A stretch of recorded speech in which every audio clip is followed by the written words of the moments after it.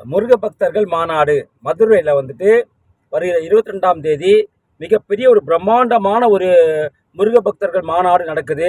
அதாவது கடவுளே இல்லை என்று சொல்லக்கூடியவன் கூட பழனியில் முருகர் பக்தர் மாநாடு நடத்தணும். ஆனால் இந்துக்களின் ஒட்டுமொத்த காவலனாக இருக்கக்கூடிய பாஜகவாக இருக்கட்டும், நம்ம இந்து முன்னணியாக இருக்கட்டும், முருக பக்தர்களாக இருக்கட்டும், இவர்கள் அனைவருமே இணைந்து நடத்தக்கூடிய ஒரு மிக முக்கியமான ஒரு மாநாடு.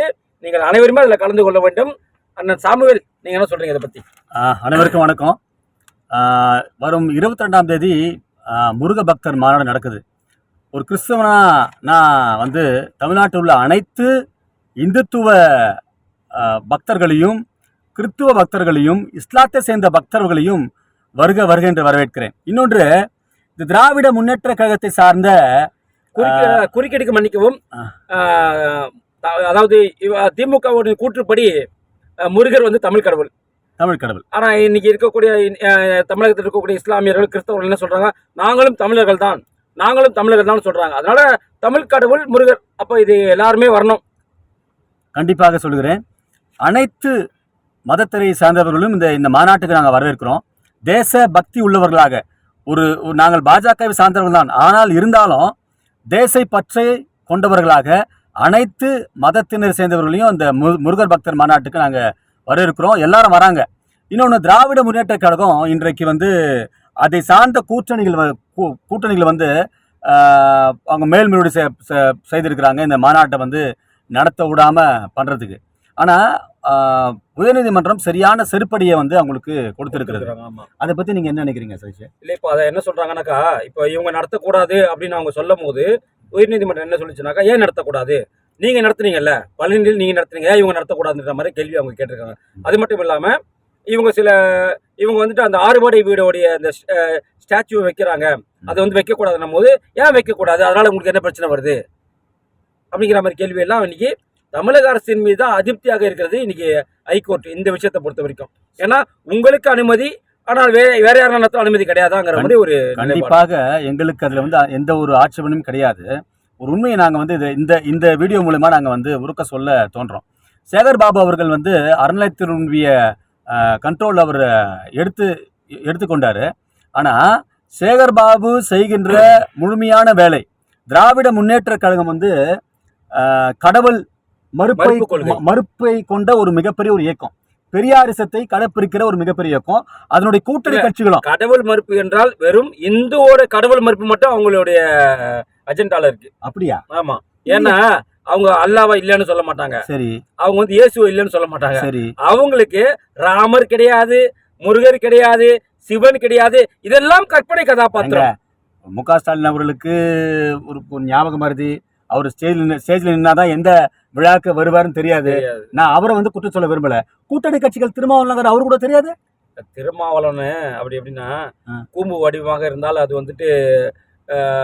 மசூதி, சிலுவை போட்டிருந்தால் அது சர்ச்சு, ஆபாசமான சிலைகள் இருந்தால் அது கோவில்கள் என்று சொல்லக்கூடிய திருமாவளவனுக்கு திடீர் என்று முருகர் மீது ஒரு பாசம் வந்துச்சு அவருக்கு.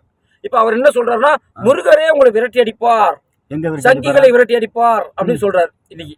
எங்க யோ, முருகர் ஒரு கற்பனை கதாபாத்திரம் உன்னை பொறுத்த வரைக்கும். அப்புறம் நீ என்ன கூந்தலுக்கு இப்ப நீ அப்படி பேசுற? எங்க அவர் பத்தி உங்களுக்கு தெரியுமா? கிறிஸ்துவத்துல பிரியாணி போட்டா சிலுவை போட்டுக்கொண்டு முதல் வரிசையில சாப்பிடுகிற ஆள் எங்க அண்ணன் திருமாவளவன். அதாவது அல்லா கஞ்சி ஊத்துனா குல்லாவை போட்டுக்கொண்டு முதல் கஞ்சியை குடிக்கிற, முதல் வரிசையில குடிக்கிற. ஆனா ஒரு நாளும் திருமாவளவன் அவர்கள் கூழ் குடித்தது கிடையாது. மாரியம்மன் கோயிலுக்கு நீங்க பாத்துக்கிறீங்களா? பட்டை போட்டுக்கின்னு அவரு ஓட்டுக்காக போயிருப்பாருங்க. ஓட்டு அரசியலுடைய அம்பேத்கர் அரசத்தை பொய்யாக பரப்பி மக்களை ஏமாத்துறாரு நினைக்கிறீங்களா நீங்க? என்ன சொல்றேன்னா, அம்பேத்கர் என்ன சொன்னார்னாக்கா, ஏன் பௌத்த மத்தாவை தள்ளினார்னா, 3 மதத்திலுமே மூட நம்பிக்கை இருக்கு. சரி. 3 மதமுமே தாழ்த்தப்பட்டவர்களை ஒதுக்குறாங்க. இந்த 3 மதத்தின் மீது எனக்கு நம்பிக்கை இல்லை என்பதனால்தான் அவர் பௌத்த மதத்தை தழுவினார். சரி. ஆனா நம்ம திருமாவளவன் என்ன பண்றாரு, முழுக்க இஸ்லாமியர்களுடைய சொந்தமாக, பந்தமாக, உறவினராக, தந்தையாக, தாயாக மாறிவிட்டார். தாயாக மாறிட்டார் இல்ல. சிதம்பரம் தொகுதி இந்துக்களுடைய பேர் போன தொகுதி. ஆனா அந்த தொகுதி மக்கள் இவரை நம்புறாங்க. இவர் என்ன பண்றாரு, இந்துக்களுக்கு நம்பிக்கை துரோகம் செய்கிறார். ஒரு ஒரு எலெக்ஷன் வரும்போது மட்டும்தான் அங்க பட்டை அடித்து கொண்டும் ருத்ராட்சியை போட்டுக்கொண்டோம், வேலை ஏந்தி கொண்டோம், நானும் இந்துக்களின் உண்மையான ஒரு விசுவாசி என்று சொல்லி ஓட்டு வங்கியாக அவர் வந்து பொய் பரப்புரை செய்கிறார். அதாவது இல்ல தலைவா, இதுல ஒரு ஒரு முக்கியமான விஷயத்தை நம்ம பார்க்கணும். ம். என்ன பார்க்கணும்னாக்கா, இன்னைக்கு அவர் வந்துட்டு கடைசியா அந்த பார்லிமெண்ட்ல ஜெயிக்கும் போது அவருக்கு ஓட்டு வங்கியாக இருந்த 2 தொகுதி, ஒன்னு காட்டுமன்னார் கோயில், இன்னொன்னு புவனகிரி. இந்த 2த்துலயுமே பாத்தீங்கன்னாக்கா இஸ்லாமியர்களோட ஓட்டு வங்கி அதிகமாக இருக்கக்கூடிய தொகுதிகள். காட்டுமன்னார் கோயில்ல பாத்தீங்கன்னு சொன்னாக்கா லால்பேட்டை, ஒரு சில ஏரியாலாம் இருக்கு. அதே மாதிரி இந்த பக்கம் போனீங்கன்னாக்கா நிறைய, இவங்க எல்லாமே இஸ்லாமியர்கள் அதிகமாக வசிக்கக்கூடிய பகுதிகள்.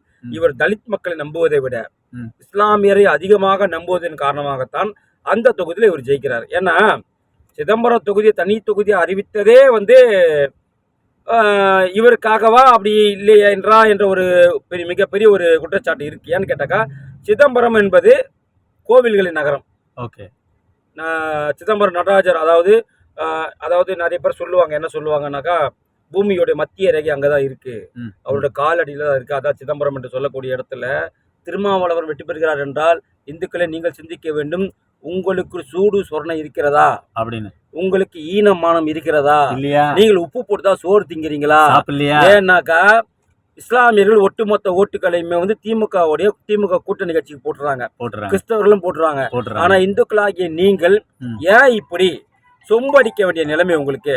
ஏன்னா இந்துக்களை அதிகமாக விமர்சிக்கக்கூடிய திருமாவளவனுக்கு அந்த தொகுதியிலே நீங்கள் அதிகமான ஓட்டுகளை போட்டு வெற்றி பெற செய்கள் என்று சொன்னாக்கா எவ்வளவு, அதாவது தெளிவா நான் சொல்றேங்க, ஆபாசமான செலன்னு அர்த்தம்.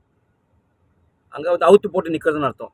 அவுத்து போட்டு நிக்கிற ஒரு கோவிலுக்குள்ள இருக்கிற சிலையை நான் வணங்க மாட்டேன்னு சொல்ற திருமாவளவனுக்கு அந்த கோவிலை வணங்கி கும்பிடுகிற இந்துக்கள் ஓட்டு நீங்க போடுறீங்கன்னு சொன்னாக்கா உங்களை போன்ற சூடு சுரணயற்ற ஈனமானமற்ற பிறவிகள் வாழ்வது வேஸ்ட் தான். ஆனா மக்கள் என்ன சொல்றாங்கன்னா, இதுதான் திருமாவளவனுக்கு கடைசி காலகட்டம், இனிமேல் வந்து நாங்க திருந்திட்டோம் அப்படின்னு சொல்லி ஒரு சர்வே சொல்லுது.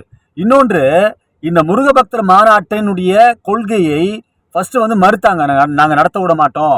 அதாவது நீதிமன்றத்தினுடைய தீர்ப்பு வந்த பிற்பாடு செல்வ பெருந்தகையா இருக்கட்டும், திருமாவளவனா இருக்கட்டும், திமுகவுடைய அல்லு சில்லு கட்சிகளா இருக்கட்டும், முருகபக்தருடைய மாநாட்டை நடத்தலாம் என்று சொல்லி ஒரு மாயமாலமான ஒரு பேச்சு பேசுறாங்களே, என்ன நினைக்கிறீங்க சார்? நான் செல்வ பெருந்தகையை பார்த்து ஒரே ஒரு கேள்வி கேட்கிறேன். என்னன்னாக்கா, தமிழ்நாடு என்பது ராமர் செருப்பால் அடித்த ஒரு பூமி.